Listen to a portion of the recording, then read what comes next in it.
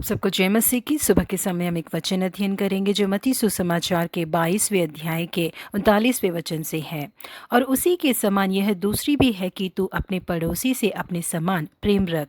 Institute for child behaviour research centre के director के रूप में थे बर्नार्ड रिमलैंड। अपने पड़ोसी से अपने समान प्रेम रखो, इस गोल्डन रूल के ऊपर उन्होंने एक रिसर्च किया। और इस अनुसंधान के अंत में उन्होंने पता लगाया कि जो लोग दूसरों की मदद करते हैं वही लोग बहुत ज़्यादा खुश रहते हैं। इस अनुसंधान के लिए उन्होंने जिन लोगों का इस्तेमाल किया था उनसे उन्होंने कहा था कि उनके अच्छे जान पहचान के 10 लोगों के नामों को वो लिखें। और उन लोगों के नामों के आगे उन्होंने लिखने के लिए कहा कि यदि वो बहुत ही खुशनुमा व्यक्ति हैं तो बहुत ही खुश रहने वाले करके लिखे, यदि वो अपनी खुशी को गंवा चुके हैं तो बहुत ही दुखी रहने वाले व्यक्ति लिखे। उसके बाद मतलबी लोगों के लिए उन्होंने एक उदाहरण दिया। अपने समय का और अपने आशीषों का केवल अपने लिए ही जो व्यक्ति इस्तेमाल करता है और दूसरे के लिए कोई भी छोटी सी छोटी दुख को सहने के लिए जो व्यक्ति तैयार नहीं है वो मतलबी है करके उन्होंने उदाहरण दिया। इस उदाहरण के अनुसार जिन 10 व्यक्तियों के नाम उन्होंने लिखे हैं, क्या वो मतलबी है या तो दूसरों के मददगार साबित होते हैं करके उन्हें लिखने के लिए कहा।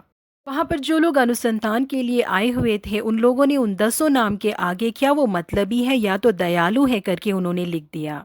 रिमलैंड ने उस कागज को लिया और उसे पढ़कर देखा जिसमें उस 10 व्यक्तियों के नाम लिखे हुए थे। जिनके नाम के आगे खुशहाल व्यक्ति लिखा था उन्हीं के नाम के आगे दयालु व्यक्ति भी लिखा हुआ था।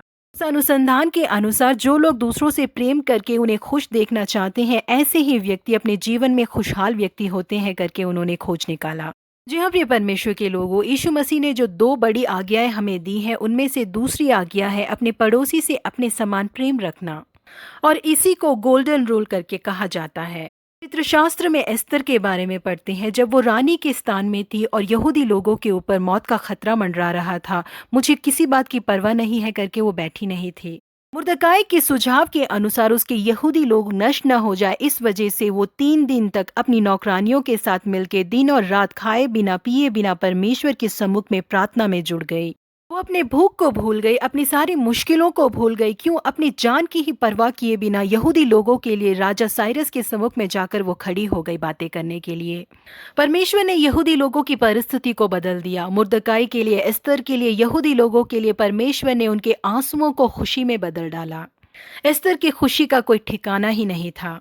जी हाँ प्रिय परमेश्वर के लोगों, जब हम दूसरों की खुशियों को पहला स्थान देते हैं तो परमेश्वर हमारे जीवन को भी खुशियों से भरते हैं।